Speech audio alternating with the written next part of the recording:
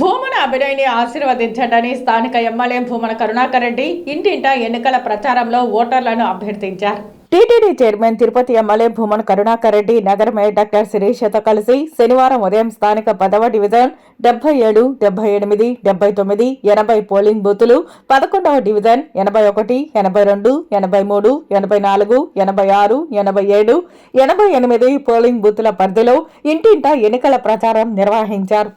గడప గడపకు వెళ్లి కరపత్రాలు ఇస్తూ ఫ్యాన్ గుర్తుకే ఓట్లు వేయాలని అభ్యర్థించారు. భూమన అభినయ్ని, గురుమూర్తిని ఆశీర్వదించాలని కోరారు. అనంతరం మీడియాతో మాట్లాడారు. చిత్తూరు నుంచి వచ్చినటువంటి గూండాలు, అరాచక శక్తులు తిరుపతిలో దాదాపు 2000 మంది సర్వీస్ అపార్ట్మెంట్స్లోనూ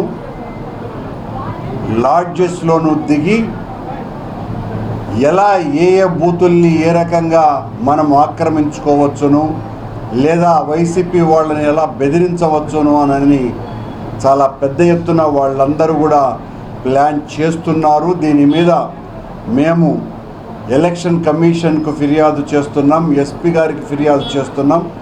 ఇలాంటి అరాచక శక్తులను ఆదిలోనే అణచకపోతే చాలా దారుణమైనటువంటి పరిస్థితులు తిరుపతిలో ఉద్భవించబోతున్నాయి.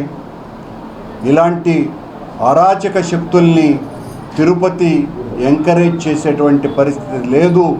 తిరుపతిలో ఇప్పటి వరకు ఏ ఎన్నికలలో చాలా ప్రశాంతంగా జరిగినటువంటివే ఉన్నాయి. చిత్తూరు నుంచి తిరుపతిలో వాళ్లకు ఓటర్లు లేనని ఈ గూండాలతో ఓటింగ్ను జరుపుకోవాలని చూస్తున్నారు.